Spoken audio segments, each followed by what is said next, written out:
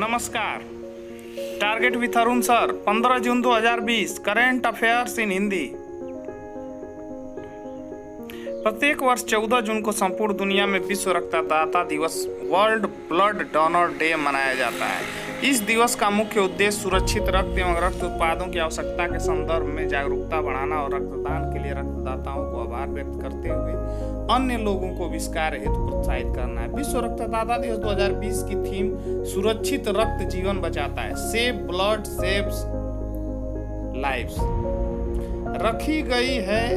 इस दिवस की शुरुआत वर्ष 2005 में विश्व स्वास्थ्य संगठन WHO द्वारा रक्तदाताओं को धन्यवाद देने और सुरक्षित रक्त की पर्याप्त आपूर्ति सुनिश्चित करने के उद्देश्य से की गई थी। यह दिवस महान जीव विज्ञानी कार्ल लैंडस्टीनर की याद में प्रत्येक वर्ष 14 जून को मनाया जाता है, जिनका जन्म 14 जून 1868 को हुआ था। उल्लेखनीय है कि उन्होंने मानव रक्त में उपस्थित एग्लूटिनिन की मौजूदगी के आधार पर रक्त कणों का AB और O समूह में वर्गीकरण किया था। जटिल चिकित्सा और सर्जरी की स्थिति में रोगी का जीवन बचाने के लिए रक्त की आवश्यकता पड़ती। प्राकृतिक आपदाओं, दुर्घटनाओं और सैन्य संघर्ष जैसी आपात स्थितियों में घायलों के इलाज में भी रक्त की भूमिका बहुत महत्वपूर्ण होती है। जीवन रक्षक के रूप में यह बहुत ही अनिवार्य है।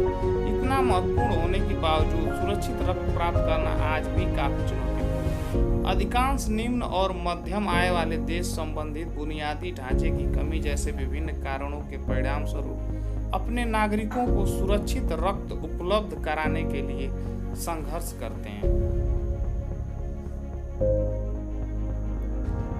भारतीय प्रौद्योगिकी संस्थान खड़गपुर IIT खड़गपुर के अनुसंधानकर्ताओं ने सार्वजनिक स्थानों पर सोशल डिस्टेंसिंग की निगरानी करने के लिए कृत्रिम बुद्धिमत्ता आधारित प्रणाली विकसित की है। अनुसंधानकर्ताओं ने एक ऐसा उपकरण विकसित किया है जो स्वतः ही 2 अथवा 2 से अधिक व्यक्तियों के बीच की दूरी का पता लगा सकता है और सोशल डिस्टेंसिंग के मानदंडों के उल्लंघन की स्थिति में ध्वनि के माध्यम से चेतावनी दे सकता है। IIT खड़गपुर के अनुसंधानकर्ताओं के अनुसार इस उपकरण की सस्ती और आसानी से उपलब्ध होने वाले हार्डवेयर सामग्री का उपयोग करके डिजाइन किया गया है।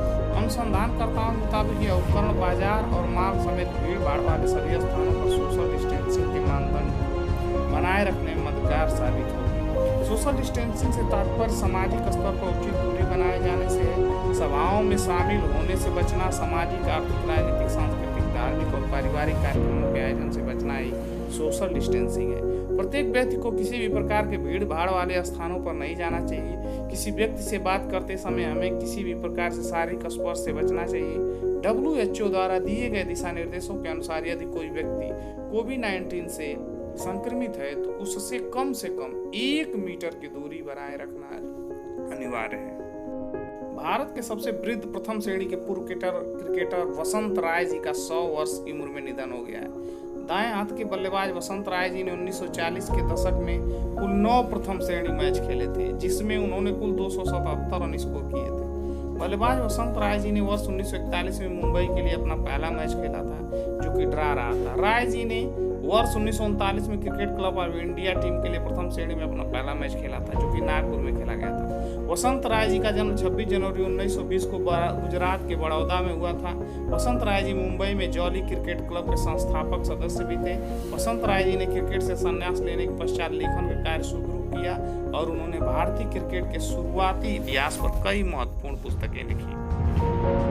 भारतीय अंतरिक्ष अनुसंधान संगठन Indian Space Research Organisation ISRO ने स्कूली छात्रों के लिए ऑनलाइन प्रतियोगिताएं शुरू की है। इसरो साइबर स्पेस प्रतियोगिता 2020, इसरो साइबर स्पेस कॉम्पिटिशन 2020 नामक इस पहल के अंतर्गत स्कूली छात्रों के लिए 4 वर्गों में अंतरिक्ष विज्ञान और प्रौद्योगिकी पर केंद्रित प्रतियोगिताओं का आयोजन किया जा रहा है। इन प्रतियोगिताओं के पहले वर्ग में 1ली से 3री कक्षा के छात्रों की चित्रकला प्रतियोगिता का आयोजन किया जा रहा है। दूसरे वर्ग में 4थी से 8वीं कक्षा के छात्रों के लिए विज्ञान मॉडल के निर्माण संबंधी प्रतियोगिताओं का आयोजन किया जा रहा है। इसी प्रकार 9वीं और 10वीं के छात्रों के लिए निबंध प्रतियोगिता आयोजित की जा रही है, जबकि 11वीं और 12वीं कक्षा के छात्रों के लिए निबंध लेखन के साथ साथ प्रश्नोत्तरी प्रतियोगिता भी आयोजित की जा रही है। इन प्रतियोगिताओं में शामिल होने के लिए आवेदकों को सर्वप्रथम इसरो की वेबसाइट पर पंजीकरण कराना होगा।